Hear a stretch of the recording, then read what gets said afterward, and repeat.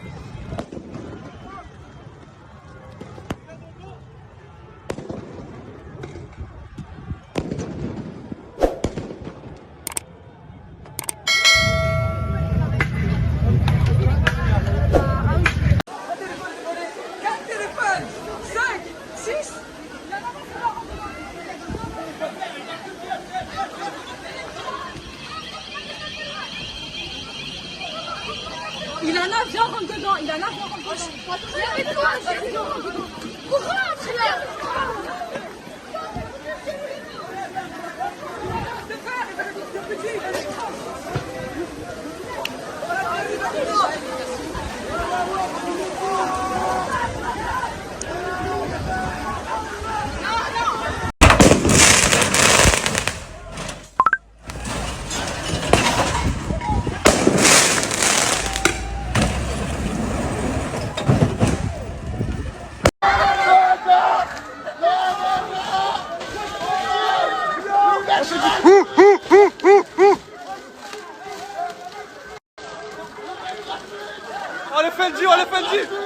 Videos में आप धुएं का गुबार देख रहे होंगे कि किस तरह से स्मोक पूरे आसमान को ढक रहा है। आग इतनी भयानक है कि फ्रांस के अलग अलग शहरों में ये राइट्स हो रहे हैं। और बताया यह भी गया है कि जिस तरह से भारत में लोग पत्थरबाजी करते हैं और पत्थर इकट्ठा करते हैं, प्री प्लानिंग करते हैं, उसी तरह से फ्रांस में भी पत्थर इकट्ठा किए गए थे और उसके बाद हिंसा की गई। और ये सब हुआ क्यों? फ्रांस में पुलिस एक अपराधी को पकड़कर ले जा रही थी जिसकी उम्र लगभग 17 साल का था। वह अपराधी था, उसे पकड़कर पुलिस ले जा रही थी और वह भागने की कोशिश कर रहा था। जैसे कि भागने में और पकड़ने में वह मारा जाता है। जब वह मर जाता है उसके बाद से यह हिंसा शुरू होती है। ऐसा नहीं था कि वो पहली बार अपराध कर रहा था, इससे पहले भी वह कई बार अपराध कर चुका है। वह सीरियल ऑफेंडर था। ऐसा नहीं कि उसने पहली बार अपराध किया और पुलिस पकड़ने और भागने की फिराक में था तो उसे गोली मार दी गई। वह ऐसा कुकृत्य कई बार कर चुका है।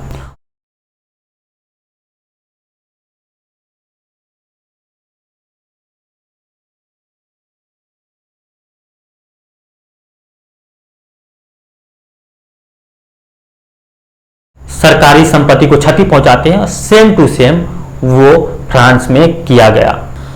कुछ सालों पहले यूरोप के देशों ने और फ्रांस ने, मतलब जो माइग्रेंट होते हैं, रिफ्यूजी होते हैं अलग अलग देशों से, जो इस्लामिक रिफ्यूजी थे वो फ्रांस आए हुए थे और बड़े बड़े बोर्ड पर लगाकर फ्रांस में लोग उनका वेलकम कर रहे थे। This is not our enemy, refugee is not our enemy. इस तरह की चीजें की जा रही थी फ्रांस और पूरे यूरोप के तरफ से कि उन्हें पनाह दिया जाए, वो जो माइग्रेंट है उन्हें रखा जाए, उन्हें सुविधाएं दी जाए। सब कुछ दिया गया फ्रांस में और बल्कि पूरे यूरोप में ये सब चीजें चल रही है। और ये लोग जब वहां पर माइग्रेंट कुछ महीने कुछ साल बीत जाते हैं तब ये लोग क्या करते हैं, वहां पर अपराध करना शुरू कर देते हैं। और वह छोटे छोटे अपराध आज फ्रांस को जला रहे हैं। और वह एक दिन इतना भयानक रूप ले लेता है, फ्रांस जैसा देश और वहां के कई शहर आग के लपेटों में धू धू कर जल रहे हैं। ये सिर्फ और सिर्फ इसलिए क्योंकि वहां पर फ्रांस ने इस्लामिक कट्टरपंथियों को पनाह दी थी। जिस तरह से भारत में रोहिंग्या आकर बस गए हैं और उन्हें लगता है कि यह देश उनका है और वो यहाँ पर हिस्सेदारी की मांग कर रहे हैं।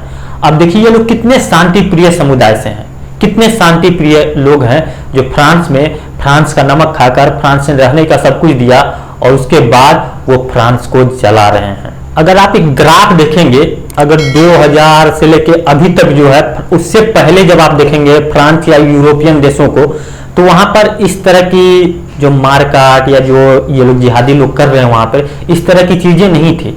यह 15-20 सालों में धीरे धीरे इसका ग्राफ ऊपर की तरफ जाने लगा है। मतलब उससे पहले रिफ्यूजी नहीं थे, फ्रांस ने अलाउड नहीं किया था या यूरोपियन कंट्री ने रिफ्यूजी को अलाउड नहीं किया। लेकिन जब से इन्होंने रिफ्यूजी सबको अलाउड किया, अपना देश में रहने की अनुमति दे दी, उसके बाद ये लोग वहां पर भारी संख्या में आते गए। और ये जब एक भारी संख्या में कहीं भी पहुंच जाते हैं तब वो वहां पर अपराध, रेप, बहुत सारी चीजें करते हैं। आप यूके को देख लीजिए, आप स्वीडन को देख लीजिए, स्वीडन जल रहा है, बेल्जियम और कितने ग्रीस, ये सब आज इसलिए जल रहे हैं क्योंकि सिर्फ और सिर्फ इस्लामिक कट्टरपंथियों की वजह से। और गलती सबकी एक है कि इन्होंने उन लोगों को पनाह दी। आप इटली का देखिए क्या हाल किया है इन लोगों ने। यूके में देख रहे होंगे आप किस तरह से रेप किए जा रहे हैं। वहां पर लोकल लोगों को, जो वहां से पहले के लोग हैं, मतलब वहां जो देश उनका है, उनके ऊपर अटैक किया जा रहा है जैसे भारत में किया जा रहा है, सेम एज।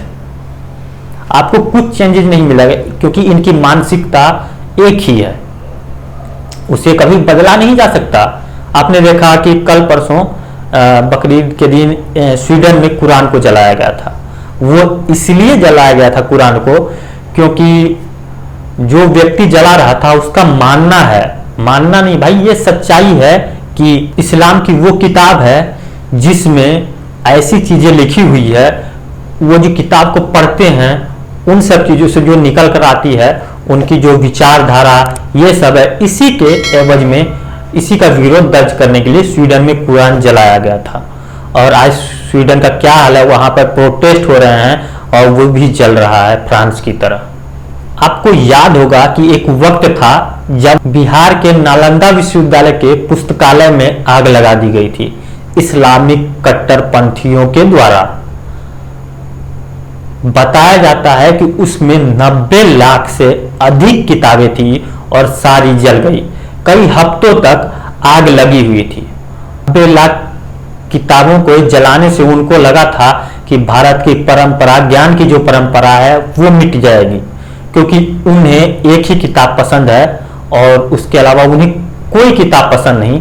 इसलिए वो इस तरह ज्ञान को टारगेट करते हैं, क्योंकि उनको ज्ञान से कोई मतलब है नहीं, दुनियादारी से कोई मतलब नहीं है। उस किताब में जो लिखा हुआ है उसके आगे सब कुछ फैल है और वो दिखाना चाहते हैं कि इससे बड़ी चीज दुनिया में कुछ नहीं है। शायद इसलिए आपने नालंदा विश्वविद्यालय में आपने देखा, आपने पढ़ा कि कैसे वहां पर लाखों किताबें जला दी गई। ठीक 830 सालों बाद फ्रांस के मार्सेली शहर के एक बहुत बड़े पुस्तकालय, जो उस शहर का सबसे बड़ा पुस्तकालय था, उसमें आग लगा दी गई इस्लामिक कट्टरपंथियों के द्वारा। क्योंकि इन्हें ज्ञान से कोई लेना देना नहीं है, इन्हें ज्ञान चाहिए ही नहीं।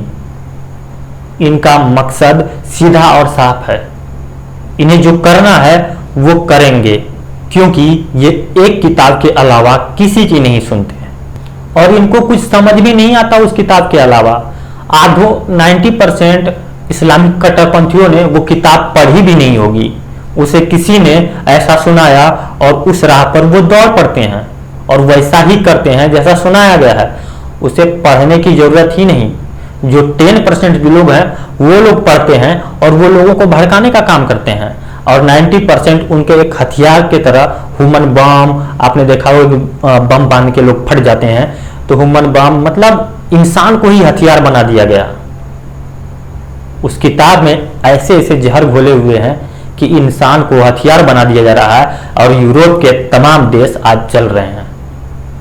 पहले जब ये लोग किसी भी देश में जाते हैं तो वहां पर बताते हैं कि हमारा घर टूट गया है, हमें पनाह की जरूरत है, हमें रहना खाना चाहिए, हमारे पास जीने का साधन अवेलेबल नहीं है जिससे हम सरवाइव कर सकें। पहले ये लोग बेसिक चीजें मांगते हैं उस देश से। अगर वो देश अलाउड कर देता है तो उसके बाद ये अपनी जड़ें इतनी मजबूत कर लेते हैं और उसके आड़ में ये सब अपराध, हिंसा, बलात्कार, ह्यूमन ट्रैफिकिंग, इस तरह की चीजें ये लोग करते हैं।